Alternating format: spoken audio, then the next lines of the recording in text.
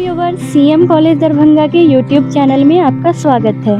अगर वीडियो अच्छा लगे तो वीडियो को लाइक कर दीजिएगा और चैनल में नए हैं तो प्लीज़ चैनल को सब्सक्राइब करना ना भूलें और बेल आइकॉन को भी प्रेस कर दीजिएगा ताकि हर खबर सबसे पहले आप तक पहुंचे। तेरे बिना मेरा जग अंधियारा, हाँ मेरे सपनों को दे दे सहारा।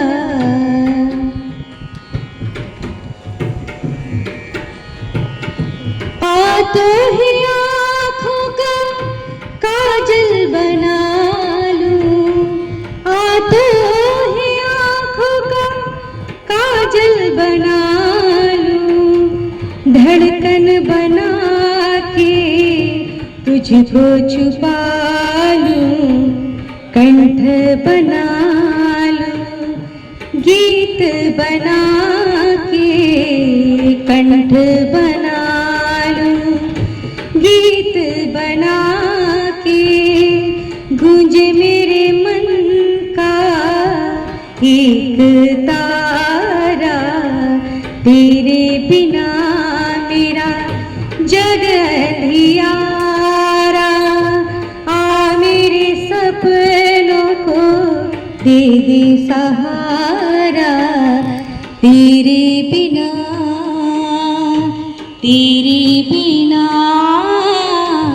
तेरे बिना।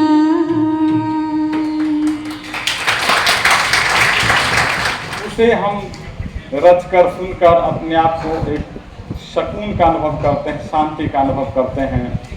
यह हमारी सोचने की क्षमता, हमारे याददाश्त की क्षमता को बढ़ाता है, हमारे अंदर मानवीय गुणों को विकसित करता है, समाज में समरसता पैदा करता है, हमें सामाजिकता का गुण लाता है। क्योंकि संगीत का या कविता का कोई क्षेत्र, कोई काल नहीं होता है। और आज तो जो हम भौतिकवादी युग में जी रहे हैं, अपने आप के लिए समय नहीं है, शुद्धता का अभाव है, हम बीमारियों के शिकार होते हैं। इस स्थिति में संगीत का, कविता का बहुत अधिक महत्व बढ़ जाता है। एक दरभंगा के कवि हैं, यूनेस्को क्लब के सदस्य हैं हमारे साथ, डॉक्टर जगत नारायण नायक का मैं नाम लेना चाहता हूं, जो इनकम टैक्स पर स्थित राम जानकी हॉस्पिटल और महाराजा होटल के मालिक हैं, MBBS डॉक्टर हैं। इधर कुछ दिनों से उनमें कविता रचना की, कहा जाए तो भूत सवार हो गया है, सब जानते होंगे। और रोज सुबह सुबह बैठ करके 4 बजे भोर से वो भक्ति, लेकिन कन्हैया सुनने का जो सुख है उससे वो वंचित हो जाते हैं।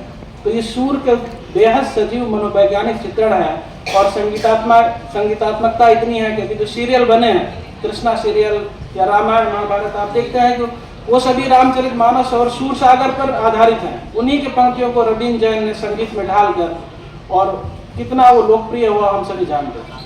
तो एक काल्पनिक साहित्य के लिए जरूरी है उसमें थोड़ा सा लयात्मकता भी हो, अनुभूति भी हो और लोक का उसमें सजीव चित्रण। और ये तभी होता है जब किसी कवि के पास लोक का अनुभव हो। इसके बाद हम देखेंगे कि रीति काल आता है। रीति काल में कुछ कवि रीत मुक्त हुए जो पहले दरबारी थे, लेकिन किसी कारणवश दरबार के बाहर गए, और जब वो दरबार के बाहर जाते हैं और अपनी अनुभूति लिखते हैं तो उस कविता का असर कुछ ज़्यादा होता है। जैसे मैंने अपने अभी बिहारी के दोहे का उल्लेख किया कि कैसे उन्होंने वियोग वर्णन को भी हास्यास्पद बना दिया है। लेकिन धनानंद के यहाँ आप देखेंगे तो लिखते हैं, रैना दिना घुटबो करे प्राण, झरे अखियाँ दुखिया झरना सी, प्रीतम की शुद्ध अंतर में कसके जो सब पसरीन में गासी। कह रहा है कि रात दिन मेरे प्राण घुटते हैं अपने प्रिय के वियोग में, और आंखें जो है वो झरने की तरह बह रही हैं। ऐसा लग रहा है कि जैसे मेरे पसली में जो चोट होती है वो कभी जाती नहीं है। तो वो वियोग जो है, इस वियोग का चित्रण में और बिहारी के वियोग के चित्रण में बहुत अंतर मिलेगा आपको। उसका कारण सिर्फ एक ही है, एक का उद्देश्य धन की प्राप्ति था, अपने आश्रयदाता की प्रशंसा था, दूसरा अपने हृदय की अनुभूति को लिख रहा है, इसीलिए उसको गाने में भी एक अलग तरह की अनुभूति आती है। रीति काल के बाद जैसे जैसे आधुनिक काल आता है, नई नई समस्याएं, तो लगता है कि भाई इसके आगे तो हम कहीं नहीं है, इन्होंने जो गढ़ा है हमको तो बाजारू होना है, हमको तो बिकाऊ होना है। तो वो विद्वत्ता जो है, इसलिए साहित्य से भी दूरी होती जा रही है।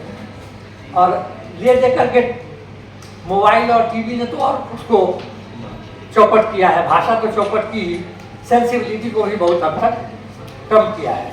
इसलिए अगर आप साहित्य या संगीत या लयात्मकता, जीवन में लय को रखना चाहते हैं, जीवन में लय को बरकरार रखना चाहते हैं अगर, तो आपको साहित्य के पास जाना ही होगा। और हिंदी का साहित्य, जिसमें 17 बोलियों का आधार रहा है पूर्व पीठिका में, 17 बोलियों का साहित्य इसकी पूंजी रही है। और खड़ी बोली में आने के बाद भी, भारतेंदु युग और द्विवेदी युग के बाद छायावाद युग और उसके बाद उत्तर छायावाद, कविता ही पद्य का मतलब है, तो फिर गीत को क्या कहेंगे? गीत को क्या कहेंगे?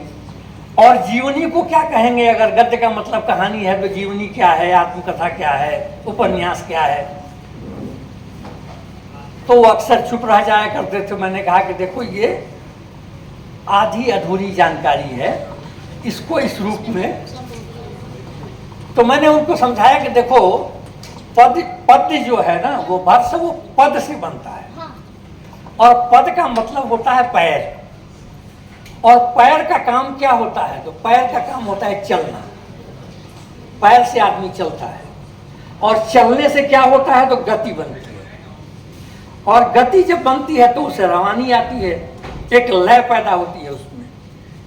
तो पद्य एक खास तरह की शैली है जिसमें कविता लिखी जाती है। पद्य का मतलब कविता नहीं होता है। पद्य एक लिखने की शैली है जिसमें रवानी होती है, जिसमें गति होती है, जिसमें गतिशीलता होती है। इसीलिए उसमें कविता भी लिखी जाती है, गीत भी उसी में लिखे जाते हैं, क्योंकि गीत को गाना होता है।